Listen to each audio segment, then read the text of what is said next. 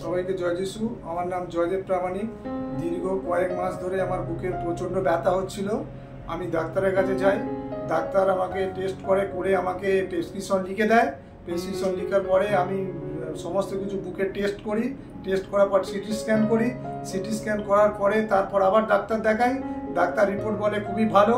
যখন doctor report দেখে আমাকে বললো তোমার মধ্যে কোনো, আমি যেটা ডাক্তার বলছিলাম, আমি যেটা ভয় করছিলাম সেটা কোনো ভয় নেই, কিন্তু তোমার মধ্যে রিপোর্টে সবই পজিটিভ আছে, কোনোটাই তোমার খারাপ ভালো এই খারাপ ফল নেই, কিন্তু সব কটাই পজিটিভ ভালো ফল আছে।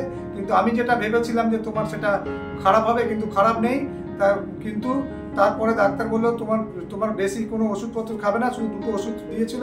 আমি সেই দুটো ওষুধে একটাই খেয়েছি, আমি আর খাইনি।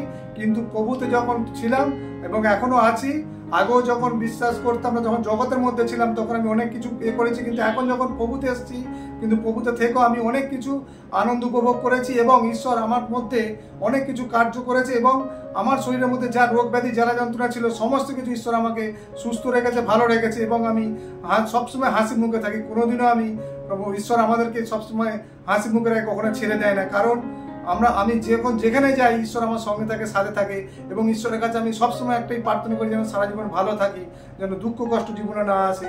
কিন্তু আমি সেইভাবে এখনো পর্যন্ত চলি। যেমন আমার পড়াশোনার দিকে আমার ল্যাপটপ দরকার ছিল, আমি 1 সপ্তাহের মধ্যে ঈশ্বরের কাছে প্রার্থনা করতে আমি এক ল্যাপটপ পেয়েছি। ঈশ্বর আমার ঠিক যুগিয়ে দিয়েছে কারো না কারো মারফতে, কারণ ঈশ্বরকে আমি হৃদয় দিয়ে বিশ্বাস করি এবং হৃদয় দিয়ে গ্রহণ করি। কিন্তু আমি যেরকম ঈশ্বরকে বিশ্বাস করি, যেমন প্রভুর গৃহেতে আসছি, তোমরাও ঈশ্বরকে বিশ্বাস করো, বিশ্বাস করে তোমরাও গৃহেতে আসো। দেখো তোমরা অনেক সুস্থভাবে এবং অনেক প্রভুর আরাধনা বাক্য নিয়ে থাকবে, ঈশ্বর তোমাদেরকে আশীর্বাদ করবে এবং ব্লেস করবে। তাই সবাইকে জয় যিশু।